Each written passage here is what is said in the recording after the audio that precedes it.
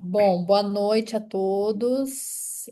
Meu nome é Samira, eu faço parte do Instituto Rino e hoje nós estamos aqui, né, para conversar sobre essa obra sensível da nossa querida Lu.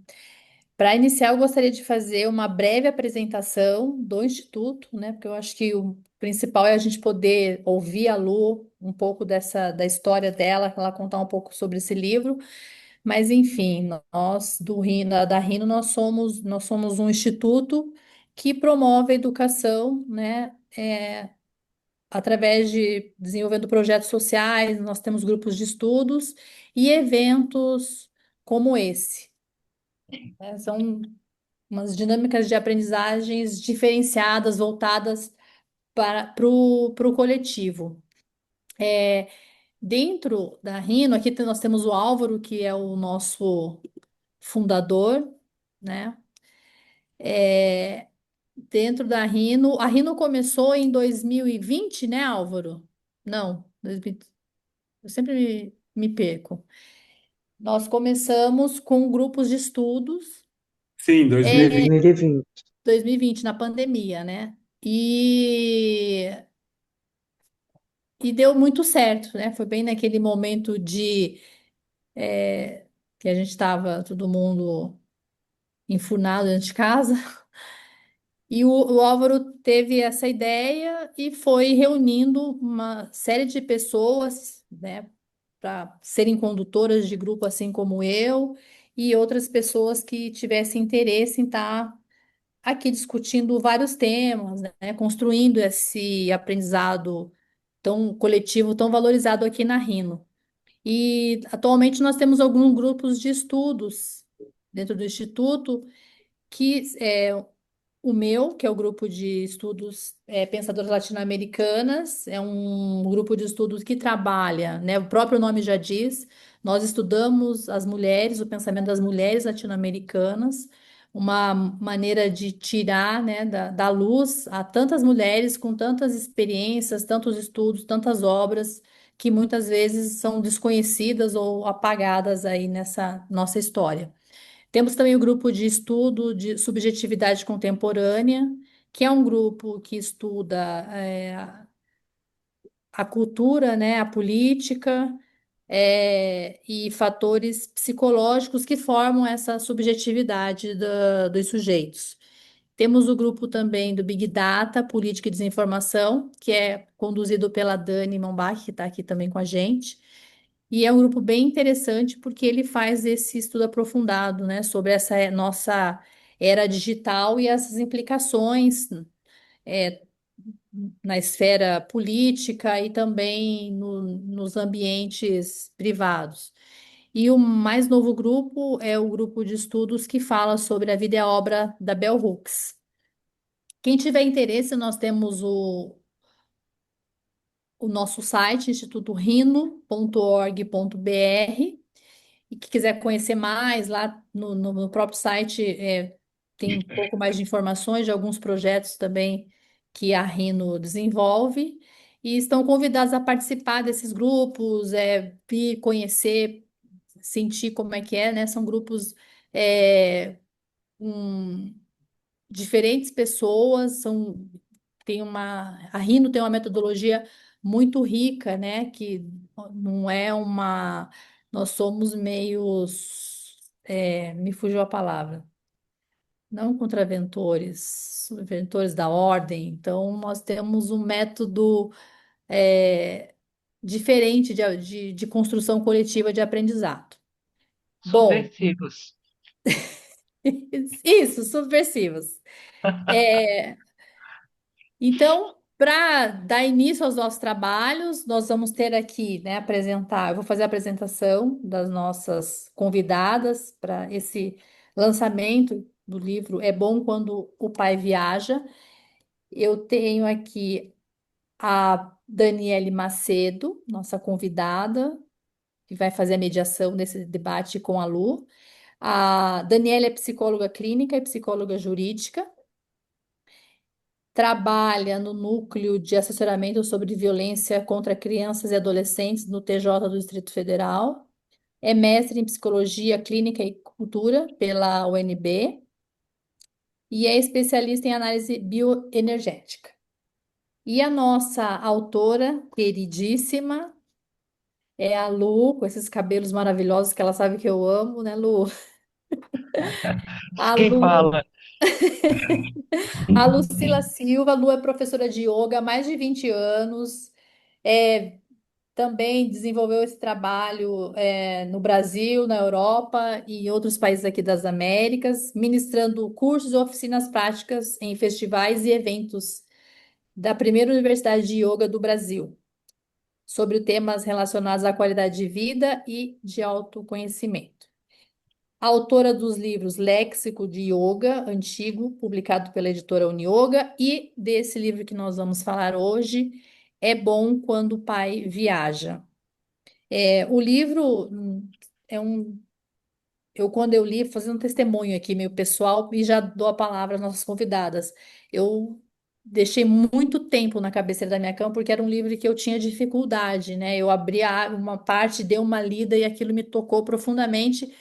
E eu precisei de um ato de preparação mesmo, de subjetiva, para poder abrir o livro e começar a ler. E me dei conta, já tinha me dado conta dessa realidade dolorosa que a gente tem aí, que a gente vive, né, que é o caso da violência doméstica e o abuso, mas me deparei com uma história assim real, com uma riqueza de detalhes e diálogos e uma obra que nos confronta assim com o silêncio que nós damos a esse assunto. Muitas vezes não queremos enxergar, né, essas atrocidades que acontecem dentro dessa questão dessas violências. E é um lembrete assim doloroso de que do que a Lu traz assim, né? As histórias que ela descreve e tristemente fatos que acontecem todos os dias por trás de portas fechadas, muitas vezes cometidos por aqueles que deveriam estar ali protegendo as crianças, né? Enfim, também é um convite para que nos chama, né, para a responsabilidade de enfrentar isso, de debater e minimizar, né, essas violências. Bom, Daniela e Lu, passo a palavra para vocês. Lucila, querida, queria primeiro dar boa noite, né? Boa noite para todas, todos, todes. Quero agradecer pelo convite e agradecer especialmente pela oportunidade de ler o seu livro. Ele me impactou profundamente e eu fiquei um pouco impressionada e surpresa com isso, né? Porque eu trabalho com isso. Eu escuto histórias de violência contra crianças e adolescentes todos os dias. Eu leio os processos, eu assessoro, né, decisões judiciais que tratam de questões como essas cotidianamente. E eu fiquei impactada, sabe, Lucila, com o fato de o seu livro ter me mexido tanto comigo. E eu fiquei intrigada também. O que está acontecendo? Por que eu não consigo ler esse livro como eu consigo ler um processo? Porque eu não consigo ler rápido como eu escuto. Eu escuto das crianças, dos adolescentes, das famílias as histórias. E aí, como eu compartilhei com você, eu acho, eu não tenho todas as respostas, mas eu acho que tem a ver com a vida cotidiana, com o cheiro de café junto com a história, com a imagem e a sensação de refeições em família junto com a história. A vida na vendinha, a vida do dia a dia, as interações com os vizinhos, isso tudo vai acessando um lugar emocional muito profundo na gente que lê você. É como se fosse abrindo portinhas emocionais e as defesas que, inevitavelmente, eu preciso erguer para trabalhar com isso todos os dias, elas são dissolvidas. E aí o texto chega a mim de um jeito muito profundo, muito sensível, muito mobilizador. Então, eu quero te agradecer por isso, porque para quem trabalha com esse tema é muito importante que de tempos em, não todo dia, mas que de tempos em tempos a gente seja emocionalmente impactado de uma forma muito profunda. É como a gente precisa ir dissolvendo as nossas anestesias para se manter em conexão afetiva, amorosa, com as situações, com as famílias, com as pessoas, especialmente com as crianças, com os adolescentes, né? Então, eu quero, primeiro de tudo, te agradecer por isso. A sua obra tem uma imensa relevância, querida. E aí eu tenho, né, preparei algumas perguntas para você. Imagino que as pessoas também queiram fazer perguntas, né? As outras pessoas.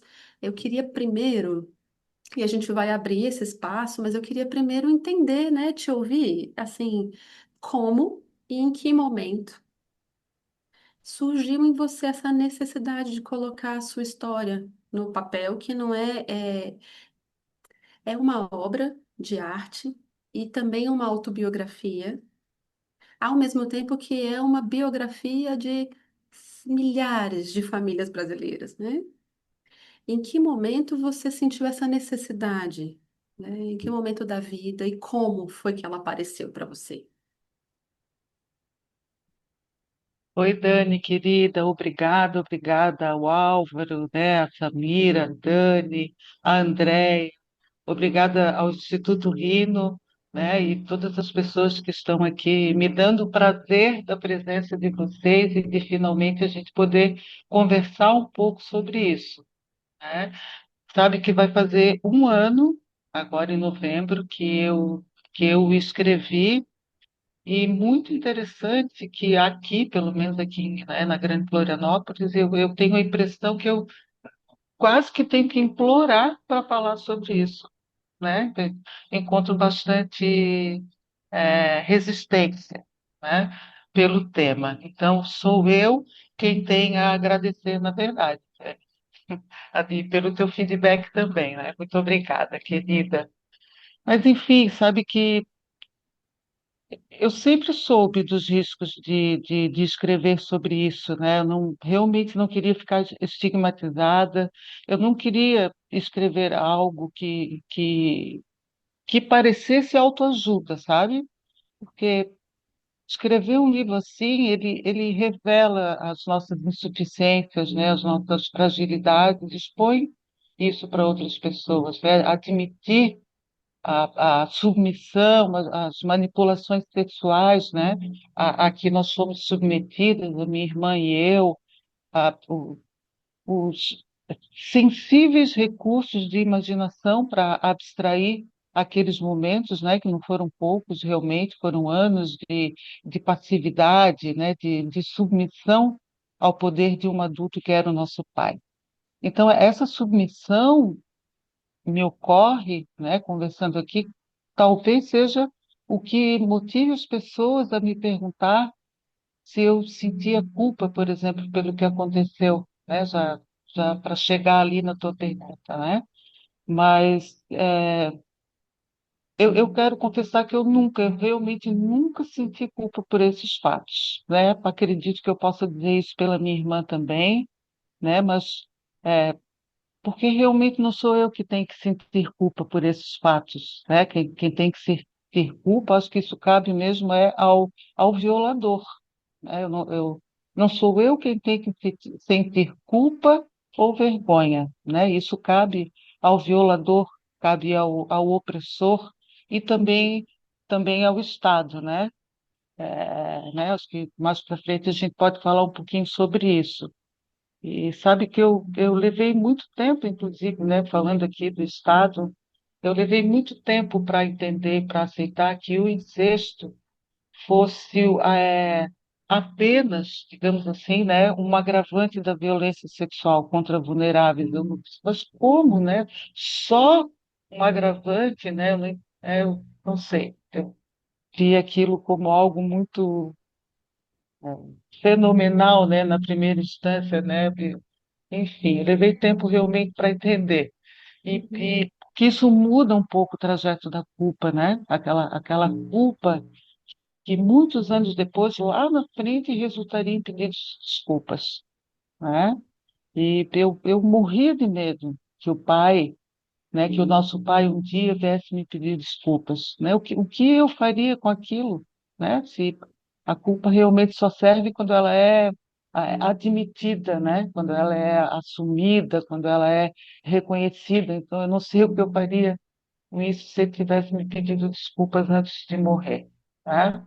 Então, nós não vamos aqui, né, falar, não vamos falar sobre números, né, mas acho que vale destacar bastante os números recentes no Brasil, sobretudo, né, que foram contabilizados em 170 mil vítimas de estupro, né, e estupro de vulnerável, né, que são dados oficiais, ainda apontam, né, agora, 2024 no Brasil, que pelo menos 80, quase 90 mil vítimas de estupro, a maioria meninos de até 14 anos, né? Essa é a idade da minha sobrinha. Eu não quero isso para ela, né? Eu não quero isso para a neta da minha amiga, do meu amigo, né? São crianças sem condições de enfrentamento, né? Em anos recentes, não sei se vocês conhecem o Disque 100, Sim. é um canal de denúncias de violações de direitos humanos, e registrou, por exemplo, mais de 18 mil violações sexuais contra crianças e adolescentes. E nós não podemos esquecer que há muitos e muitos casos que sequer são denunciados, né? Por causa da vergonha e muitas vezes por causa da culpa, né? Então, já falamos disso, né? Então, a violência sexual infantil ela é altamente subnotificada, né? A maioria não chega a se transformar num BO, né? Ou um serviço de saúde. Então, os dados oficiais, eles subestimam a dimensão real. Além disso, né, embora sejam subnotificados, ainda assim são números muito grandes, mas não grandes suficientemente para que a gente faça alguma coisa, né, a ponto de promover em nós uma reação, uma ação efetiva, né? Muitos casos não evoluem para uma prisão, né, os processos demoram, além das barreiras de proteção, né, por exemplo, eu disse uma vez para minha mãe, né, numa das vezes que o pai bateu nela, e eu falei, mãe, vamos chamar a polícia. Não havia polícia lá onde eu morava, né, era super interior, enfim, mas na minha cabeça haveria, né? Então eu disse para ela, vamos chamar a polícia. E ela me respondeu, do que adianta, né? A polícia não vai ficar aqui 24 horas por dia para nos proteger. Mas também me ocorrem as medidas protetivas, né, que hoje estão bastante em alta, infelizmente, né? E que e a questão agora também já em relação ao livro, né, já não tem mais tanto a ver comigo e com os meus irmãos, isso já é um passado bem longe, né? E por isso mesmo eu optei por não usar a primeira pessoa no livro, né? Então tem muito mais a ver agora com quem está passando por isso. A A Greta Thunberg muito bem acabou de dizer, né, que nem tudo precisa ser sobre nós, Uhum. né? Então você me perguntou ali sobre em que momento, né? Eu acho, Dani, que não se tratou exatamente de uma necessidade, sabe? Eu gosto de escrever, eu sempre gostei. Mas Uhum. se eu fosse escolher um momento, seria o ano de 2012, quando o pai morreu, sabe? Naquele momento que o meu irmão e eu nós acompanhamos de perto até o último instante, não sei se para ter certeza, né, de que realmente ele, né, que nós não o veríamos mais. Acho que a partir dali eu me senti um pouco mais à vontade, né, mais segura para conversar com outras pessoas. E foi isso, eu já tinha 48 anos, né? Foi quando eu falei pela primeira vez. Foi para um professor, né, que foi quem me inspirou o personagem Oliveira no livro, né? E quem também me disse, depois que ele leu a primeira versão do livro, né? Ele me falou assim, Lucila, dê ao seu leitor o prazer da vingança. Ele sentiu falta, dessa vingança, né? E eu fiquei muito tempo pensando nisso, muito tempo. E eu não consegui pensar numa história de vingança, não me ocorreu mesmo, porque não houve, né? Não há essa vingança, né? Não é uma história de heróis também, né? Porque nesse caso, e na minha opinião, o herói é aquele que se antecipa, né? É aquele que educa, que previne, aquele que evita que o seu filho ou sua filha sejam violados. Então, primeiro a gente evita, né? Depois, e se for o caso, aí nós podemos falar de vingança, de justiça, de raiva, e de heróis, e de atitudes heróicas. Uhum, uhum. Entendi. E eu acho, Lucila, que parte do desconforto de ler o seu livro tem a ver com isso, né? Que considerando a minha amostra reduzida, eu atendo casos que chegaram à justiça. De alguma forma houve proteção. Alguém viu o que estava acontecendo, né? Que bom, é, A essas crianças é conferido o direito de falar sobre, se for bom para elas.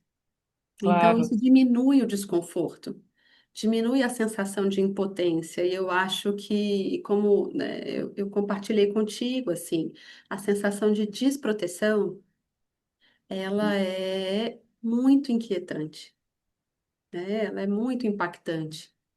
Que é, puxa, ninguém viu, ninguém protegeu. E a Cristina Ravassola, que é uma escritora clássica, quando a gente fala sobre violência doméstica, ela diz exatamente isso. O problema não é nem você não vê, é você não ver que não vê. Porque quando você não vê que não vê, você não se pergunta: será que tem alguma coisa acontecendo que eu precisaria ver? Será que tem alguma proteção que eu não estou percebendo e se faz necessária? Entende? Então, eu acho que é um tanto sobre isso, assim, né? E ao mesmo tempo você lembra não só a mim, mas a todos nós, que tem muitas situações, a maior parte delas, em que ninguém vê e ninguém vê que não está vendo. É o que a gente chama de anestesia Sim. emocional coletiva. Tem Uhum. um véu que cobre as nossas percepções, né? Que faz a gente não nem se questionar. Se tem alguém precisando de proteção e a gente não está vendo, sabe? Você, Sim. Lucila, você usou uma narrativa muito delicada, muito sensível, né, durante todo o seu livro. E ao mesmo tempo, e talvez seja exatamente isso que provoca esse impacto profundo. O que chega delicado impacta mais profundamente, muitas vezes. E aí, foi essa a sua intenção? O que que você buscou causar? Ou também tudo bem se não tiver buscado causar nada, né? Mas eu fiquei me perguntando isso. É, o livro ele relata coisas muito íntimas, né? Ele fala de pessoas que eu gosto muito e que eu não gostaria de magoar de jeito nenhum. Então eu busquei, né, uma escrita mais franca, né? Sim, né? Às vezes foi um pouco mais dura, né? Às vezes até acho que eu usei um pouco de ironia, mas sempre tomando cuidado de não romantizar esse sofrimento, né? Sem esconder as partes sombrias, né? Algo um pouco mais conversacional para falar diretamente com o leitor, com a leitora, sem rodeios mesmo, sabe? Para alcançar as pessoas que valorizam esse tipo de relatos, né? Que eu não sei se são relatos de superação, na verdade, mas o livro ele ele relata, né, os abusos. E eu cheguei até a pensar que tivesse sido muito dura, sabe, Dani? Mas a minha irmã, né, que foi a maior vítima dele, ela achou que foi muito pior do que aquilo, né? Ela achou realmente que o livro foi um eufemismo, Uhum. né? Então, acho que a linguagem ela foi escolhida pensando nisso, né? Não, não queria que ninguém ali acabasse sentindo raiva, né? Que viu. porque se não viu, não, porque realmente, como eu falei antes, agora já não é mais sobre os meus irmãos e eu, né? Agora é sobre quem ainda, né, está nesse tipo de situação e é para que nós fiquemos mais, né? A ideia aqui não é falar mal do abusador, né?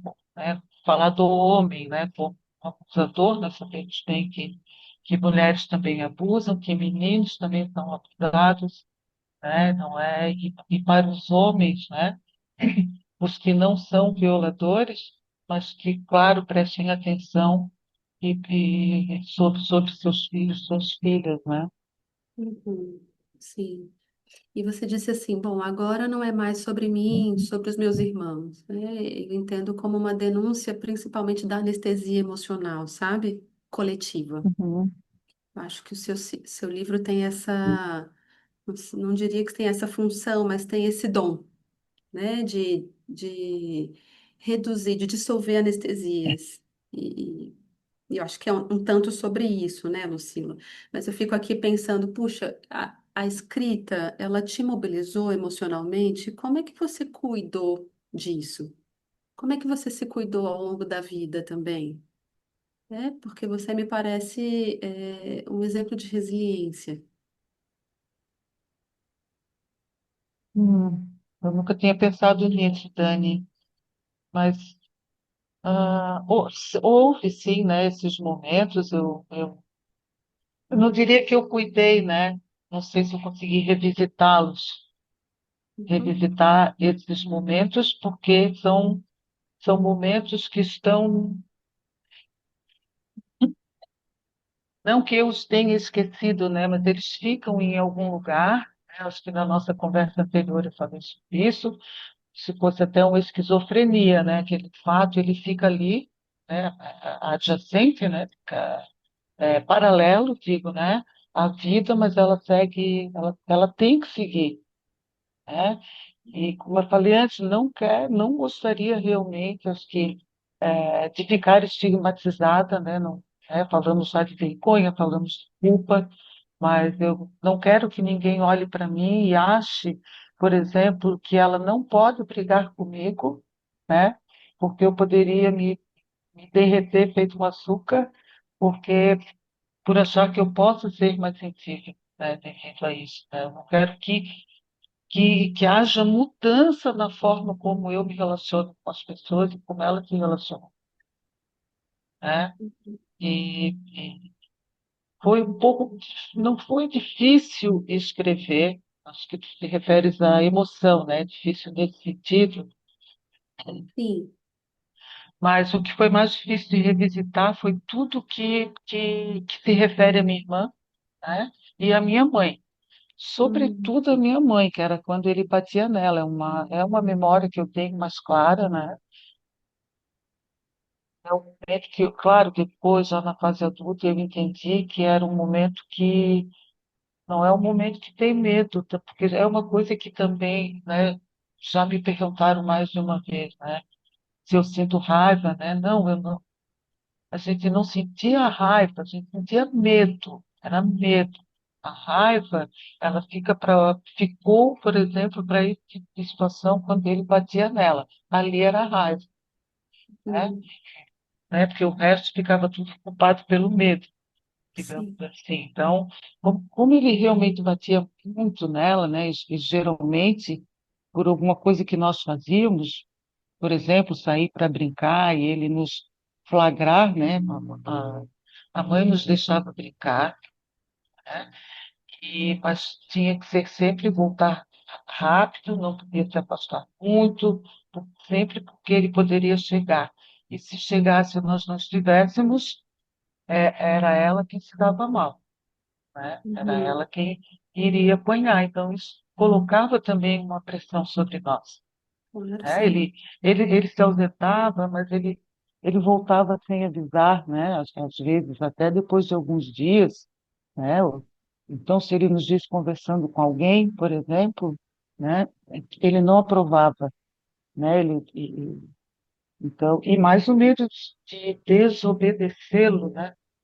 Seria qualquer desobediência, né? Então, acho que eu entendo hoje que a mãe, ela sempre foi um álibi para ele, porque ele não nos batia, era ela, geralmente porque ele a fazia fazer isso. Eu sei que muitas vezes ela nos bateu porque, não sei, quebramos uma louça, mas muitas vezes ela nos bateu porque ele sugeriu, digamos, né? Ele mandou. Ele realmente nunca nos batia, né? E se ele não batia, como é que, né? Como é que ele poderia nos violar? Ninguém acredita. Então, o fato, Dani, assim,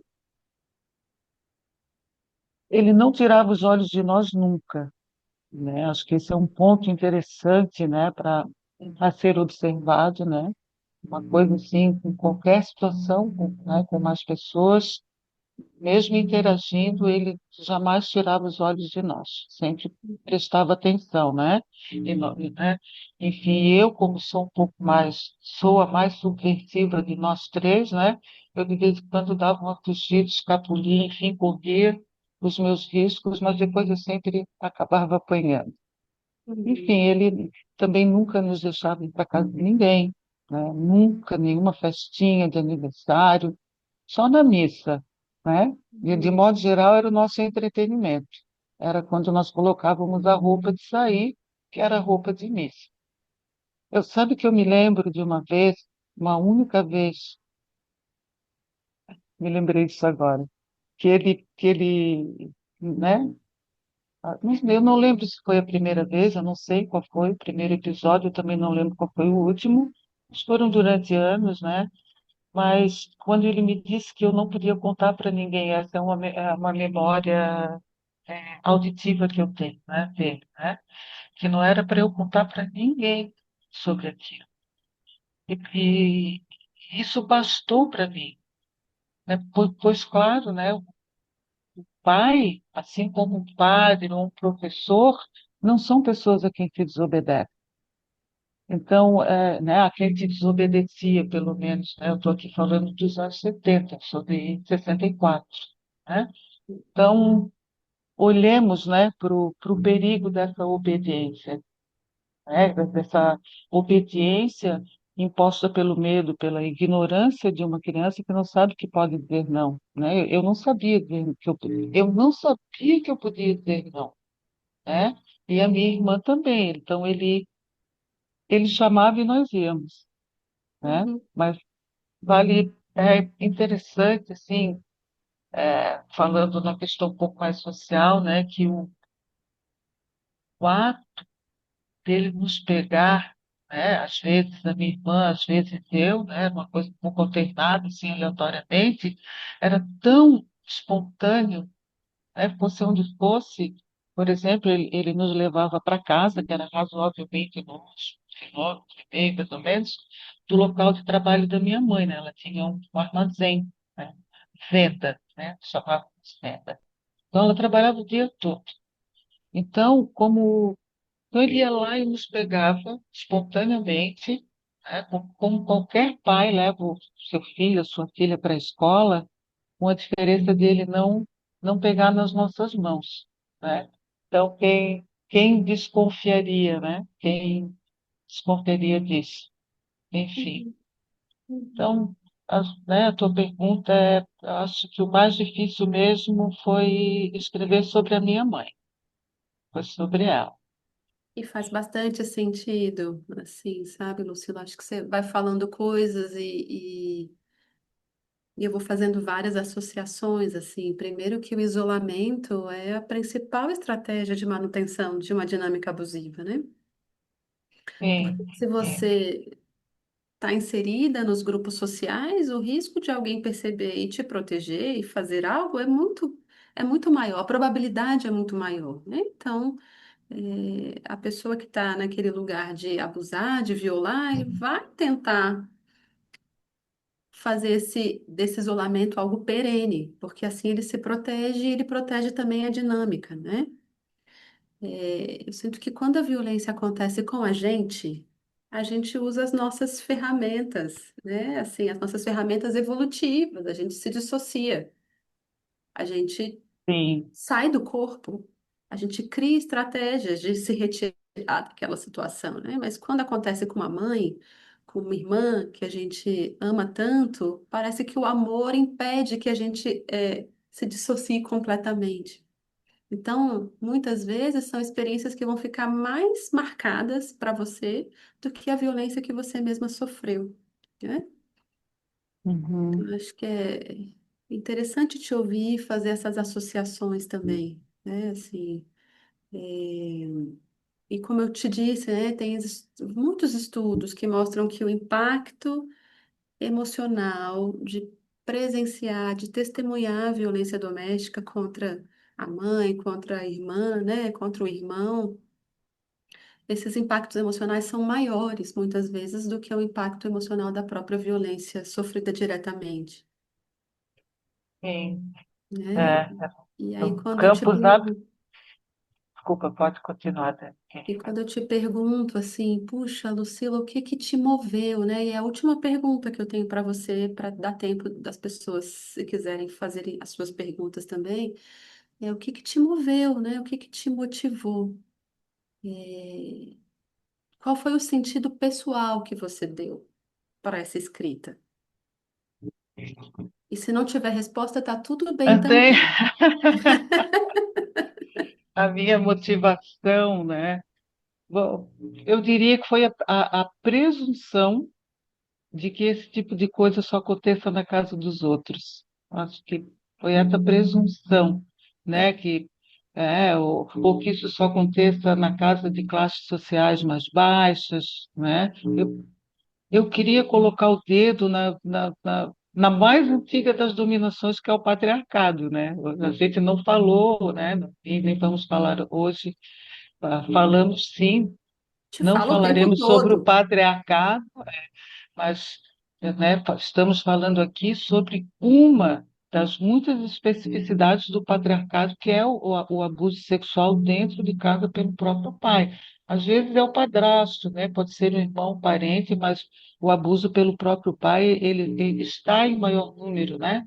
Depois é o padrasto, e isso levando em conta que meninos também são abusados, que mulheres também abusam, né? Sempre é importante a gente falar sobre isso, né? Uhum. Legal, querida. E eu sinto assim, e não sei o quanto faz sentido para você isso, que escrever sobre é dar sentido. Uma história traumática, ela é naturalmente fragmentada. É como se fossem vários pedaços dentro da gente. E eu dei até para você o exemplo da sopa de letrinhas, né? Não, não sei se é da época de vocês, aquelas letras na sopa, assim, e escrever sobre é como pegar essas letrinhas, esses fragmentos e transformar em palavras, expressões, frases, parágrafos, imagens. Você traz desenhos também muito lindos, significativos, né? Durante Uhum. toda a obra, e eu sinto que isso é uma forma de fazer uma costura emocional profunda. Então é muito potente para nós, claro que lemos você, mas eu imagino que para você também, querida. Né? Sim, é Então eu verdade. queria, né? Eu queria ver se alguém quer fazer alguma pergunta para Lucila. A gente tem um tempo e eu tenho flexibilidade também para ir um pouquinho mais, tá, Lucila, do que a 1 hora. Tá. Sim, não, eu estou tranquila, tá?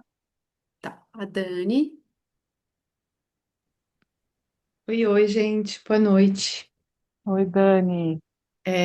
Bom, eu primeiro quero agradecer a presença de vocês e agradecer a Lu por ter tido coragem de contar essa história. E eu acho que é um alerta muito, muito importante e eu me senti muito tocada por esse livro.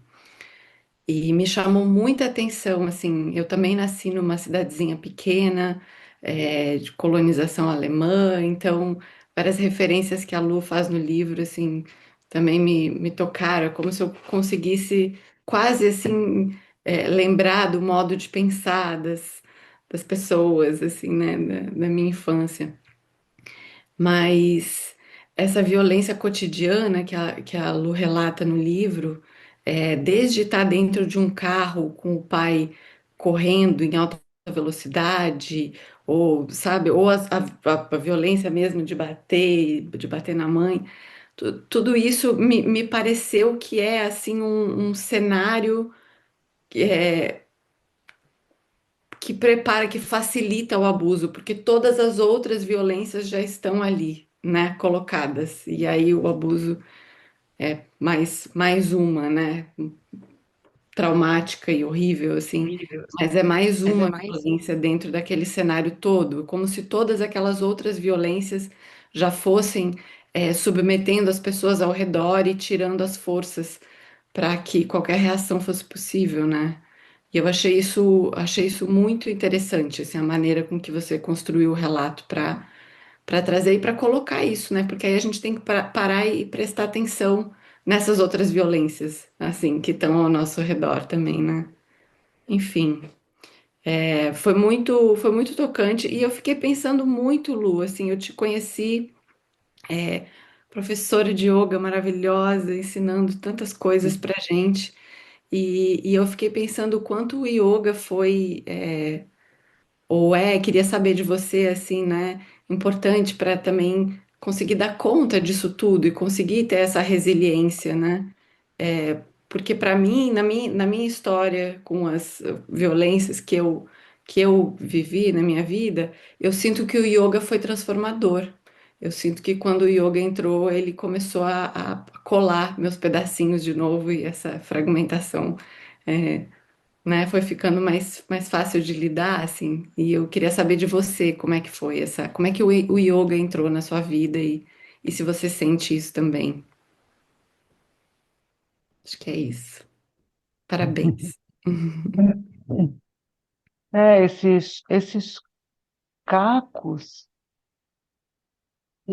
não consigo, né? Eu não vejo exatamente assim, né? A forma como aconteceu comigo, mas sim, né? Se eu fosse chamar, né? De pequenos cacos, o yoga, sim, ele contribuiu muito, né? Ele teve forte atuação na minha autoestima, né? Então, isso foi uma coisa fantástica. E eu acho que ali eu comecei a construir né? A utilizar outros recursos, né? Recursos dos mais espontâneos, como é o caso da respiração, então não é nenhum privilégio, né? É um patrimônio natural, né? Enfim, mas né, aprender a utilizar essa ferramenta contribuiu muito, sim, Dani, né? Para que eu ah, conseguisse, né, desenvolver tanto essa linguagem, que também que se deu através bastante da leitura, né? Acho que consegui realmente estudar e ler muito durante todo o período em que eu estive trabalhando com yoga, trabalhando, ensinando e aprendendo. Então, sim, o yoga ele me ajudou principalmente nas questões relacionadas ao meu corpo, né? Sensações as quais eu tive que enfrentar durante todo o tempo quando eu comecei a transar, né? Depois já depois da adolescência e tal, né? Foi um período muito difícil, realmente, difícil, ah, porque essa memória, né? A memória olfativa, né? A memória tátil, é, é, é, que faz o corpo despertar determinadas coisas que acabavam me trazendo aquela memória, aquela lembrança da infância e que me atrapalhou muito no meu desenvolvimento sexual, sabe? Mas que aos poucos eu fui aprendendo a lidar com isso e a abstrair também, né? E yoga chamamos pratyahara, então a abstrair, a deixar aquilo ali mais fora e me concentrar realmente ali no ato de ser feliz, né? Tem que isso me atrapalhasse, né? Mas atrapalhou sim durante muito tempo. E contar uma história tem um poder que ultrapassa o mero relato, né? Ah, ela rompeu o silêncio, né? O silêncio e a intimidade, como a gente falou antes, realmente são terrenos espinhosos, né, Dani? E é justamente neles que a violência doméstica e a violência sexual se perpetua, né? falando isso, porque eu me lembrei do fato de sentir vergonha. Então, foi uma coisa que aconteceu durante muito tempo no meu desenvolvimento, a questão de vergonha naquele momento exato, né? Porque quando nós narramos uma história, uma dor íntima, né? Nós vamos transformando algo que era pessoal numa experiência mais compartilhada, né?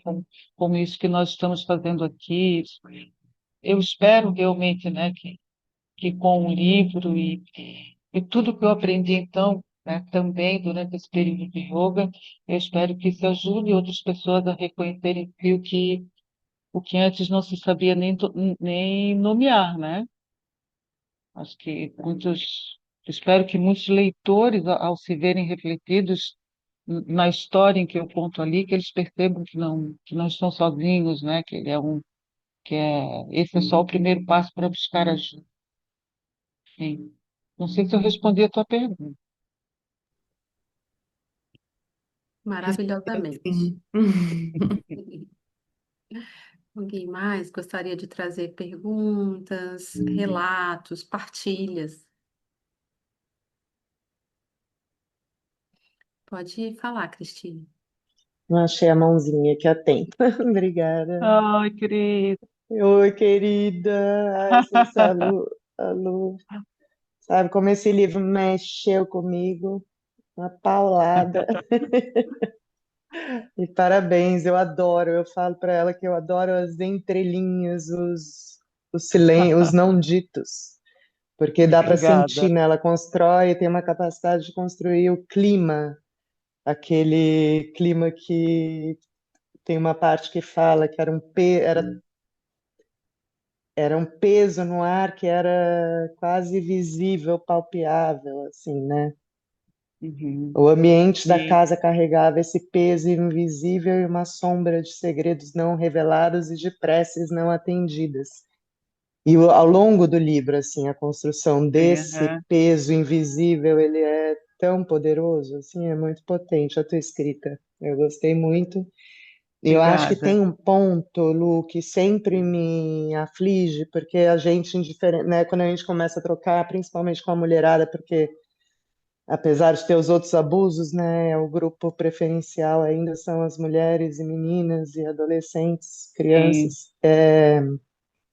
E tem essa coisa que o seu livro também passa muito bem do silêncio coletivo e da desconfiança coletiva que nunca vem à tona, nunca é transformada em palavra, nunca é transformada em pergunta. Ninguém, nenhum dos adultos ao redor de vocês, e apesar de Zolaro tinham alguns, né, teve a coragem de catar vocês num canto para perguntar, não sei quando começa, né, essa presença aí do Oliveira a trazer, a nomear as coisas de alguma maneira, né, as coisas começam a ficar mais palpáveis, assim.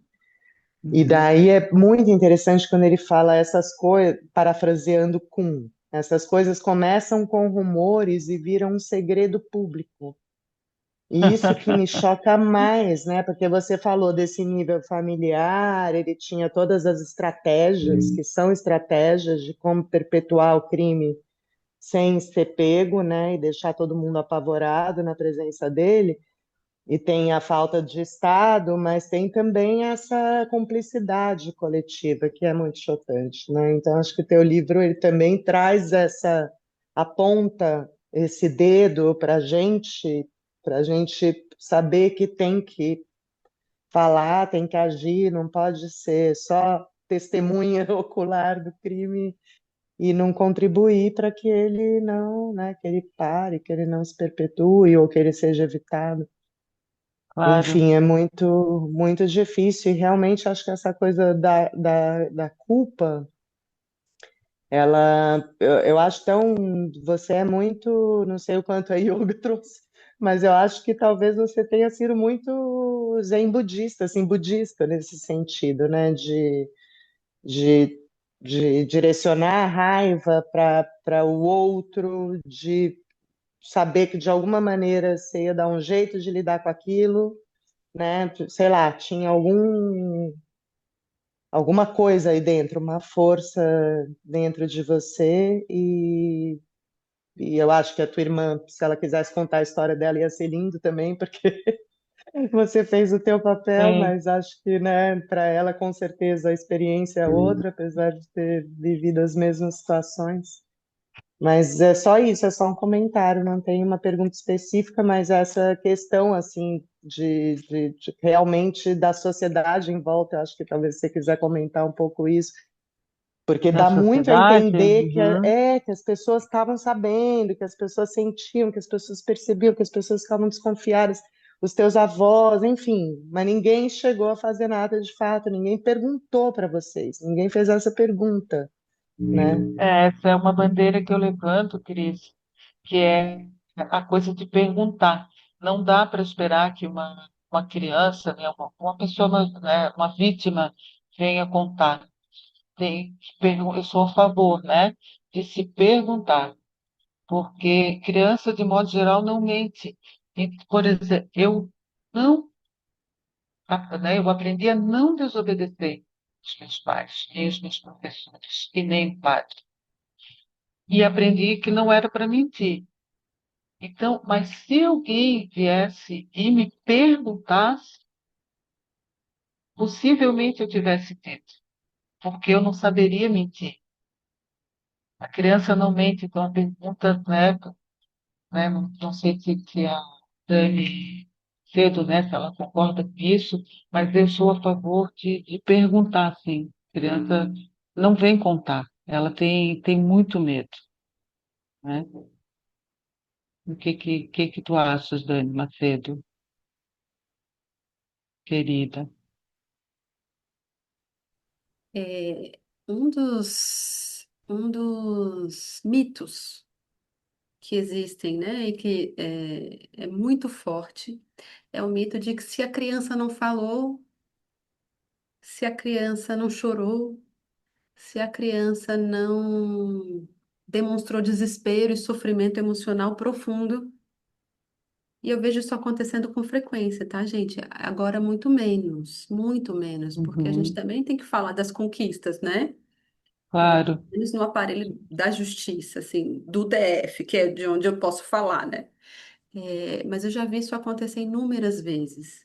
Advogados perguntando isso, né? Mas se a criança não falou, a criança não chorou, ela não demonstrou desespero, ela não está em sofrimento psíquico profundo, então a violência Uhum, não aconteceu. E, na verdade, você está trazendo para a gente um elemento super importante, que é eu não sabia que a vida podia ser de outro jeito. Eu não sim. sabia que eu podia dizer não. Aquilo para mim era a vida em família. Eu não tinha outra referência. Imagina, no isolamento tão grande quanto o de vocês, vocês não tinham nem acesso à forma como outras famílias se relacionavam. Então a Uhum, criança não vai chorar de desespero, entendeu?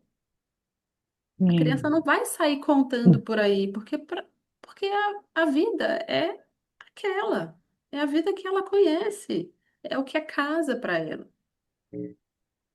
Sim. Então, isso é muito importante, né? E você falando, puxa, se tivessem me perguntado, eu teria contado. Acho bem possível. E aí é muito importante como perguntar, né? Uma coisa uma Sim. reflexão que eu sempre trago para as pessoas, uma informação. Faça perguntas abertas, nunca perguntas fechadas de sim e não, porque é verdade, você tem toda a razão. O mais comum é que a criança diga a verdade, mas ela também pode, por medo, dizer o que ela acha que a pessoa quer ouvir. Então, se você faz uma pergunta fechada e muito indutiva, a criança vai logo, o que será que ela quer que eu fale? Mas se você faz uma pergunta aberta, acontece alguma coisa que deixa você triste na sua casa? Aí ela vai contando. É bem aberta, percebe? Aí ela tem Claro. espaço para falar livremente sobre o que acontece, sem ela entender que ela tem que falar alguma coisa porque tem um adulto esperando que ela diga alguma coisa. Enfim, tem muito o que falar sobre isso, mas só dando uma pinceladinha, né? Claro. E aí, até aproveitando, né, porque a Cris perguntou ali quanto à sociedade, né, Cris, que quando alguém narra, né, uma história de dor, né, especialmente de abuso, né, acontece algo que é paradoxal e curativo. Aquilo que foi vivido em segredo, né, sob vergonha, sob medo, passa a ter nome, né, passa a ter rosto, passa a ter voz. E a sociedade ela muda, né, mas ela muda muito lentamente. E geralmente quando ela escuta histórias reais, né, as histórias reais elas humanizam as estatísticas, não?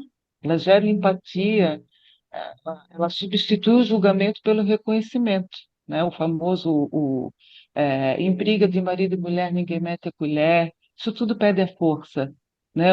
A culpa é da vítima. Ah, isso não acontece aqui em casa. Isso tudo perde a força, né? E também vão incentivar as políticas públicas, né? Porque contar histórias reais isso vai tornando visíveis, né, o que antes era invisível, né? Especialmente quando circulam em escolas, em rodas de leitura, em feiras de livro, né, para educar o olhar coletivo, né, para que o leitor ele passe a identificar violências mais sutis, né, se é que isso é possível, mas perceber sinais de pessoas mais próximas e até rever o próprio comportamento, né? Eu diria, modéstia às palavras, né, que o é bom quando o pai viaja é Ah, não tenho um ato dúvida. político e ético, né? Ele não quer só denunciar, né, o que foi, mas acho que ele também quer proclamar um pouco do que pode vir a ser, né, uma sociedade um pouco mais consciente, mais empática, né, mais justa com as vítimas de violência doméstica e sexual. Porque a gente tem vergonha, não culpa, mas tem vergonha. Sim, inclusive essa era uma das perguntas que eu não fiz e você acabou falando sobre isso. Muito, Ah, muito. sim. Deixa só. Roberto quer Roberto, falar. é isso que eu ia falar. Roberto? Oi, gente, boa noite. Boa noite, Olha, Roberto. a Mara, a Lucila, me conhece? Roberto Eu, Stelling. é, eu não conseguiria me abster de falar alguma coisa sobre isso, porque ah, o livro, como impactou a todas vocês, também impactou muito a mim, principalmente porque eu convivi com essa situação sem conhecê-la, né? Sim, Então, ah, eu queria, assim, dar um depoimento e também um testemunho, porque é interessante. Essas paredes de tijolos aqui foram colocadas por ele, ó. Eu tenho uma casa aqui em São Pedro de Alcântara, muito bonita, a Mara conhece, a Lucila. A gente conhece a Lucila por Mara, né? Era a nossa convivência aqui da sim, nossa juventude. E o pai dela era um exímio construtor. E foi me indicado ele porque ele tinha assim, uma técnica muito apurada para a colocação desses tijolos, né? Tijolos à vista. Então ele trabalhou aqui na construção da minha casa, ele construía a minha casa do chão até o teto, a parte de material de alvenaria. E jamais me passou pela cabeça algo desse tipo, que ele pudesse ser assim o autor desse tipo de atitude, né? Então, quando eu tomei conhecimento do livro e da história, aquilo me impactou por demais, até por esse fator, né? Por ele ter convivido comigo. E, claro, eu não convivia a intimidade da casa da Mara, eu não convivia no ambiente que essas histórias aconteceram. Então, jamais eu poderia também desconfiar, né? Ter conhecimento ou mesmo desconfiar. É claro que assim causa espécie para a gente, assim, admitir que nada disso foi percebido por ninguém, né? Naquele entorno, né? E que pudesse ter interpelado a Mara, pudesse ter interpelado a irmã, pudesse ter interpelado até o irmão também, que apesar de não ter sido atingido, mas imagina-se que pudesse ter algum conhecimento. Mas, enfim, passou, ninguém percebeu, até que a Mara conseguiu, então, fazer com que essas coisas aparecessem de uma forma ou de outra. Mas eu queria, sim, dar também outro depoimento, assim, eu ouvi ainda depois do lançamento do livro, ela esteve aqui semana passada em São Pedro de Alcântara, numa reunião da ACALI, que é a Associação dos Escritores de São Pedro de Alcântara, né? De que esse comportamento é próprio de colônias alemãs, colônias germânicas. E daí eu tendo a discordar, né? Porque eu também sou advogado e eu também já presenciei esse tipo de história nos fóruns. No Fórum de São José, da comarca aí, atuei também na vara da infância como advogado ativo e tomei conhecimento de muitas histórias parecidas. Então, eu queria dizer que isso não seria, assim, próprio ou exclusivo de colônias germânicas, né? Então, eu até gostaria de dar esse depoimento para contribuir para esses esclarecimentos gerais. Até porque a Mara, assim, o pai dela é de uma família eminentemente de origem portuguesa, né? Sim. Não tem nenhuma origem germânica ou europeia do tipo, né? Então, eu gostaria assim, que dar esse depoimento para que também a nossa comunidade de São Pedro de Alcântara, que é conhecida como a primeira colônia alemã do estado de Santa Catarina, não ficasse também estigmatizada por esse estereótipo, né, de que isso é uma prática comum ou quase exclusiva de comunidades germânicas, né? Me entristece. Querido, talvez eu não tenha deixado tão claro, né? Absolutamente, né? Isso realmente acontece em todas as classes sociais, em todas as cidades, né? Todos os lugares. Infelizmente, é muito mais comum que nós podemos imaginar, né? Sim, eu posso lhe dar um depoimento, por exemplo, de que eu, na minha atividade de advogado aqui em São Pedro de Alcântara, eu atendo muitas famílias aqui do interior. São Pedro de Alcântara é o interior de São José, mas tem o interior de São Pedro de Alcântara, que é mais interior ainda. Sim, interior do É, interior. exatamente, é. Então, eu atendo muitas famílias, né? E eu atendia uma família especificamente, que até me tornei muito próximo, e fui, inclusive, padrinho de crisma de um dos filhos. Passados alguns anos, né? Houve lá um episódio desse tipo de comportamento lá naquela família, envolvendo um irmão desse meu afilhado. E depois, quando eu soube que o meu afilhado teria conhecimento dos fatos e estaria também tentando acobertar as atitudes do irmão, e de certa forma até sido conivente, eu rompi o meu relacionamento com ele. Eu não admito, é inadmissível, assim, na minha concepção, ser conivente ou querer esconder esse tipo de comportamento. Então, eu lamento e me entristeço pelo fato de que, se alguém percebeu isso no teu tempo, que não tenha tido a coragem ou a iniciativa ou a caridade de te questionar, para que pudesse, de alguma forma, abreviar aquele período, aquele tempo, aquele teu sofrimento e da tua irmã, né? Me desculpe aí se eu... Obrigada, querido. Não, tudo bem. Tudo bem. Nós podemos também abrir para outra pergunta, não? Mais alguém? Obrigada, querido. Obrigada pelo teu feedback. Acho que a Dani quer falar novamente, Dani. Quero. Só queria dizer que a Carolina pediu no chat que ela queria Ah, falar, acho que um pouquinho tá, vamos antes. passar a palavra para a Carolina, que ela não falou ainda, Dani. Depois a gente.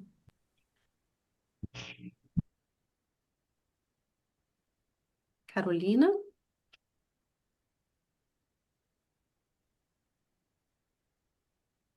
Será que caiu? Carolina? Bom, Ela deixou um depoimento no chat. Eu já fiz um Ah, print, depois eu compartilho aí com você. tá.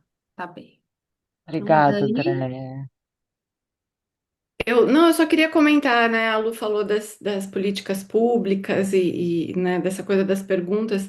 Eu acho que o que a gente já tentou fazer, né, no Brasil de ter educação sexual nas escolas e que foi tão combatido nos últimos anos, é o tipo de política pública que precisa acontecer, porque depois de uma palestra numa escola, é quando as crianças vêm e falam com o professor, falam com alguém, olha.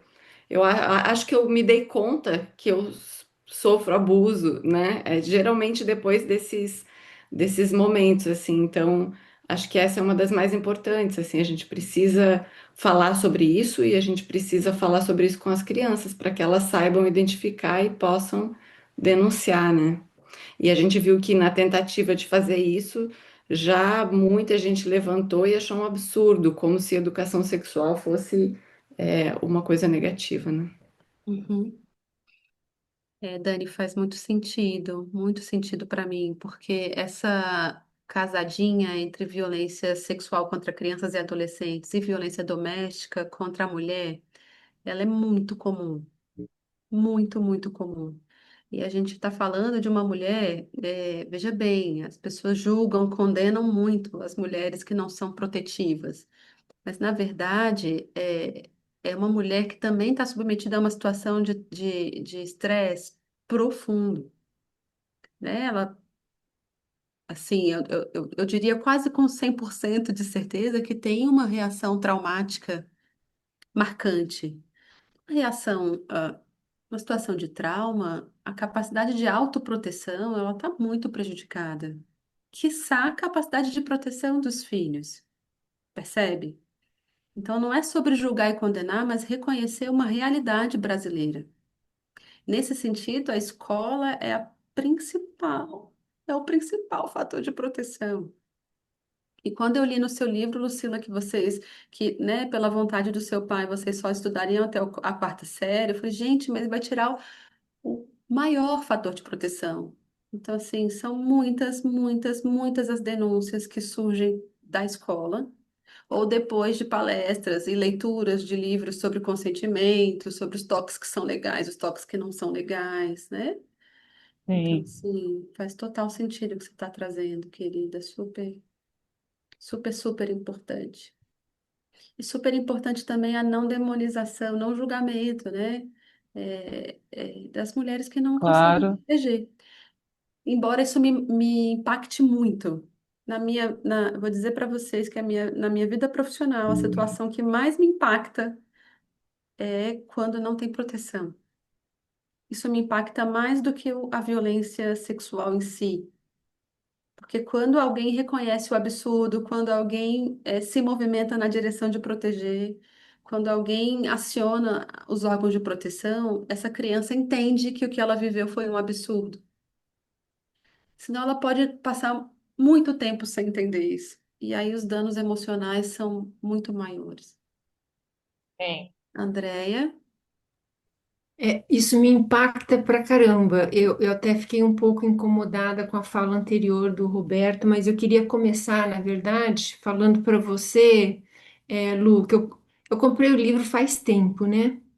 E eu não tive coragem, como aconteceu com a Samira, eu não tive coragem de abrir o livro. E aí, como tinha o evento hoje, eu falei, não, eu não posso ir para o evento depois de tanto tempo com o livro aqui comigo, sem pelo menos abrir o livro e começar a ler. Então, eu comecei a ler, eu consegui ler isso aqui, ó. Toda hora eu fecho o livro e vou fazer alguma outra coisa. E não tem a ver com o livro em si, porque você escolheu uma narrativa, como a Daniele a Macedo falou, de uma singeleza, de uma delicadeza que faz com que a gente fique preso ali na história. Mas é que ela denuncia, ela mexe com questões tão outra de outra forma, sutis, e individualmente, acho que cada um tem o seu impacto, quem viveu histórias semelhantes, ou quem presenciou, ou quem, sei lá, de alguma forma tem essa empatia com essa questão. Mas eu acho que a escrita, ela é, de certa forma, restaurativa. Então, ouvindo você, fazer o teu depoimento, eu fiquei imaginando isso, que o livro também serviu para restaurar, assim como o yoga te restaurou de alguma forma, essa narrativa também ela tem essa função de restaurar. E eu acho que, aí passando para aquilo que me incomodou, sem me incumpridar muito, é que às vezes a gente também passa pano quente, né? A gente passa pano quente, não é o comportamento, esse tipo de comportamento, não, é violência, tem nome próprio. A gente Uhum. busca outros termos para falar das situações, da situação em si, da gravidade que esse ato, que essa violência traz em si, como uma forma também de, sabe, desculpar as pessoas, de tentar entender. E eu estou falando agora na primeira pessoa de que eu ouvi muito isso, não, mas você tem que entender que ele doente, que isso é uma doença, essa é uma perversidade no nível de uma doença. A gente pode chamar de doente, a gente pode chamar de comportamento, de falta de ética, de qualquer coisa, outra coisa, mas ela tem nome próprio e às vezes a gente deixa de dar o nome próprio até como uma forma assim de passar o pano, né? Passar pano quente na situação. Então, é isso, meu desabafo aqui, que me incomoda que a gente não dê nome aos bois, que eu acho que isso é um outro tipo de violência também. Você não poder Sim, falar, né? mais velada, né? Exatamente. Uhum. Sim. Obrigada, André. Você quer falar, Lucila? Não, só. Não, não, obrigada. Pode falar. Acho que a A gente pode abrir Mariane. espaço para uma última partilha, né? Uma última. Oi, Mariane, querida. Tudo bem? Tudo. Parabéns pelo livro. Eu li logo que foi Obrigada. lançado, comprei no lançamento. Me impactou de várias formas, porque é a história de vocês, mas também da nossa família, né? Passa trechos com o vô e com a avó, trechos com a tia, que sempre foi uma pessoa por quem eu nutri um carinho muito grande. Acho que não sei se dá para dizer isso, mas a irmã mais amada da mãe, elas se amam tanto, né? Sim, Se cuidavam tanto, mas eu percebi assim um amor pela tia muito especial. E uma coisa que me chamou a atenção foi falado aqui, foi esse silenciamento daquela comunidade, né? Aquelas violências acontecendo e aquelas conversas na vendinha, no armazém, né? É, e isso me parece que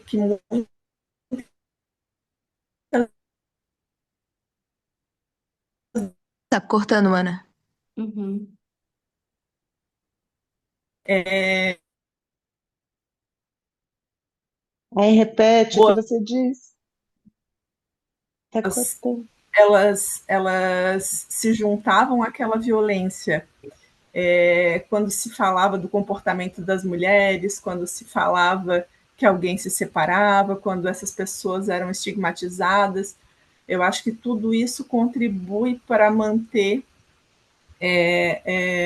mulheres e crianças nessas situações de violência, e me chamou muito a atenção esse comportamento dessa comunidade. E para além disso, uma coisa que me pesou muito, e eu fiquei pensando, porque eu vi isso na família de várias formas, quando que começou o silêncio da tia, né? Quando que começou o silêncio da minha mãe, quando que começou o silêncio das pessoas daquela família, quando que a gente silencia uma pessoa, uma criança, quando que a gente torna ela obediente e incapaz de se proteger, porque a tia não tinha como se proteger e tampouco tinha como proteger vocês, né? Mas em algum momento ela foi silenciada. Lá na criação dela, ela foi silenciada, né? Muito provavelmente, não de maneira nenhuma querendo culpar o vô e a avó, mas num sentido assim de que a gente tem que perceber que essa forma como a gente cria para obedecer, a forma como a gente educa principalmente as nossas meninas, tirando a agressividade, tirando delas o poder de cuidar delas mesmas, como isso depois traz um risco tão grande de colocá-las num relacionamento violento, de colocar os filhos daquele relacionamento numa situação também de violência. Isso me chamou muita atenção. Eu acho que foi o que do livro mais me tocou e ainda martela na minha mente. Eu ainda penso e tento entender isso, principalmente para a gente não repetir esses erros, né? Educar de uma maneira mais livre. Eu sendo mãe de duas meninas também, educar de uma maneira que eu não tire as defesas delas né, e que as nossas meninas possam ter voz e se defender. É isso. Sim, Parabéns. obrigada, querida. E é bem legal tu trazeres isso, né? Acho que eu citei muito rapidamente, né? Que as questões do perigo da obediência, né? Que na obediência também há perigo, né? No excesso dela, né? Também, ali também tem uma série de perigos, né? De modo geral. Lucila, tem algumas falas aqui no chat, eu quero compartilhar com você. O Fernando dizendo que tem saudades, a Ellen dando parabéns, que vai precisar sair, mas que quer dizer que te ama muito, que te admira muito. Ah, A Darlete também dizendo te adoro, quanto é emocionante o seu depoimento. A Saile, o Siley, o Saile, Lu, o estou aqui numa Siley. escuta atenta de memórias, momentos e pessoas que se atravessam da minha trajetória com as pessoas e cenários que você traz. Não quero falar nada agora, mas deixo aqui esse breve relato advindo de uma escuta sincera, de muito respeito às suas partilhas. Disso tudo, uma felicidade é bem concreta, ter te conhecido. Lindo, né? Lindo. Carolina, acho incrível como você conseguiu transformar o sofrimento em algo tão potente como esse livro. Deixa eu Carol, ver. obrigada. O Jean, uma das maiores violências contra a criança não é apenas o abuso que ela sofre, mas o silêncio de quem deveria protegê-las. Muitas vezes a família percebe os sinais, vê a dor estampada nos olhos, mas prefere fingir que não enxerga, como se ignorar fosse apagar a realidade. Esse silêncio não cura, não protege, não salva. Ao contrário, aprisiona ainda mais a criança no trauma, dando força ao agressor e roubando dela a esperança de ser defendida. Quando a omissão toma o lugar do cuidado, a casa, que deveria ser abrigo, transforma-se em um cúmplice da violência. Isso é o mais dolorido, né? Da violência doméstica. Sim, Eu já te disse, a Mari, eu já te disse isso pessoalmente, Lucila. Teu livro é um soco na boca do estômago, nos dá um choque de realidade. Sou sua fã. Então, Amado, minha querida, obrigada. lindíssimo, né? Esse momento, claro, Sim. dentro da sensibilidade do tema, que sempre nos toca num lugar dolorido. Mas eu senti durante todo esse momento, nosso, seu, assim, um quentinho de conexão. Um quentinho de Sim. conexão que traz uma esperança, né? E eu queria saber como é que você está se sentindo para a gente se despedir. Se tem alguma coisa mais que você queira falar. Acho que eu gostaria só de concluir, né, para outras pessoas, outras mulheres, né, crianças não, né, crianças dificilmente vão ler o livro, mas para as mulheres vítimas, os homens também, né, que não sintam culpa, né, também não sintam vergonha. Quem tem que sentir culpa é o violador. Ele deve buscar ajuda, deve buscar tratamento. Quem tem que sentir vergonha é ele, é o Estado, né, que de maneira estrutural, fundamentado no patriarcalismo, também ele protege o opressor. É ruim pensar que, enquanto nós estamos aqui, né, conversando, que há muitos abusadores procurando a oportunidade, nenhuma, que são muitas. E nós não sabemos se são brancos, se são negros, se são pobres, se são ricos, se são bonitos, inteligentes, né? E que eles podem estar em todo e qualquer lugar, né? Sim. Claro, e para os homens, né, né, eu gostaria de deixar isso muito claro, né, que muito embora a maioria, né, sejam homens, mas que aquele que não o é, né, que ele fique de olho mesmo, né, nos seus filhos, nas suas filhas, para Sim. protegê-los, né? Isso é bem importante. É uma luta, né, Lucila, claro, contra o patriarcado nas suas mais diversas manifestações, mas é uma luta difícil de se fazer sem o suporte, o apoio, né? Na verdade, sem o apoio, sem a participação dos homens também, né? Uhum. Sim, sim, Transformação social profunda que os inclui. claro, sim, Então, que essa sim. nossa militância ela seja também luta, mas construção de ponte. Precisa ser as duas coisas, né? Como Isso você mesmo. você faz lindamente, minha querida. Muito grata, viu? Obrigada. Obrigada a Eu é que todos, agradeço. todas, ao Instituto Rino, a Dani que me fez esse convite. Um beijo imenso. Muito, muito obrigada, gente. Foi um prazer estar com vocês. Um abraço Obriga- Parabéns! apertado. Obrigada, Obrigada, foi o querida. máximo. Beijo, Obrigada, Lu. Ó, Lu. ó, Beijos. Parabéns, Lu! Parabéns, Parabéns, querida. Lu. Parabéns, Lu. Parabéns, Lu, Beijo. amada. Beijo. Tchau, querido. Beijo. Tchau. Beijo. Tchau, tchau. Parabéns, chefe.